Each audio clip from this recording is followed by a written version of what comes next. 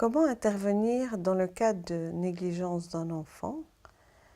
Souvent, comme intervenant, on va se sentir en difficulté avec ce type d'enfant parce que déjà, s'il est un peu celui qui est au fond de la classe et qui ne fait pas trop de bruit,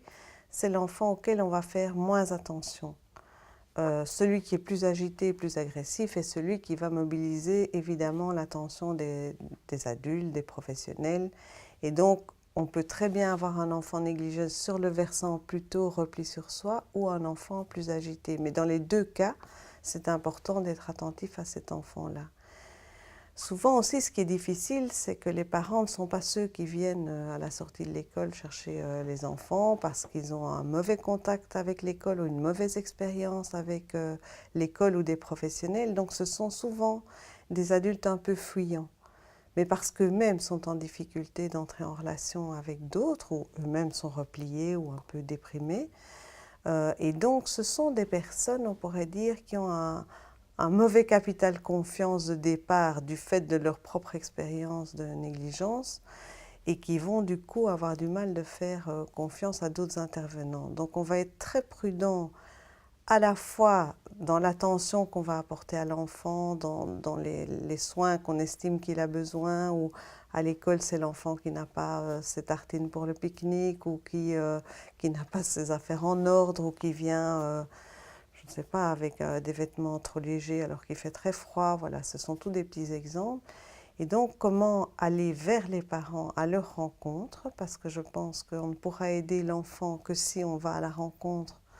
de ces parents-là, avec une certaine empathie, alors qu'eux ont une attitude vraiment un peu de méfiance, de défiance vis-à-vis de nous. Et donc, ce n'est pas tant dans le jugement, mais de voir comment est-ce qu'on pourrait avec eux, dans une forme de partenariat, les aider à être des parents adéquats par rapport à l'enfant. Et je pense là à Jean-Paul Munier qui parle de la promesse que ces parents-là se sont fait par rapport à quand eux seraient parents et qu'ils aimeraient faire mieux que ce que leurs parents ont fait avec eux. Et donc on peut essayer d'établir avec eux une sorte d'alliance pour voir comment on pourra effectivement donner des choses à l'enfant qu'eux-mêmes ne sont pas en capacité d'apporter. Alors, on a différentes possibilités. C'est vrai qu'il y a je pense aux écoles avec des petits qui vont se mobiliser pour peut-être apporter un repas que l'enfant n'a pas nécessairement à la maison, ou certains du matériel scolaire, des choses comme ça. C'est important de voir s'il y a quand même des services autour de ces personnes, pas parce que les parents le demandent, mais parce que nous estimons, au vu de l'état de l'enfant et de ses besoins, que c'est important qu'il y ait quand même des professionnels qui rencontrent ses parents et qui essayent de leur faire accepter une forme d'aide,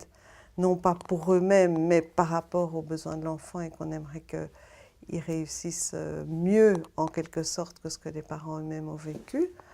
Et puis effectivement, on va voir si on peut quand même aller vers une aide supplémentaire par rapport à, voilà, s'ils se sentent débordés, si toute la journée, 24 heures sur 24, un bébé c'est trop, ou un enfant pendant les vacances qui est dans un espace très réduit, c'est peut-être intéressant qu'il y ait d'autres lieux de prise en charge pour l'enfant. On va veiller en tout cas à ne pas oublier d'être dans la relation avec les parents, parce que le risque, ce serait de dire on va aider cet enfant parce que voilà, on a l'impression qu'il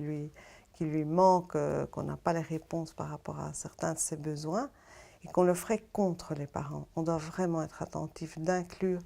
les parents malgré la méfiance et de les associer aux interventions qu'on mène.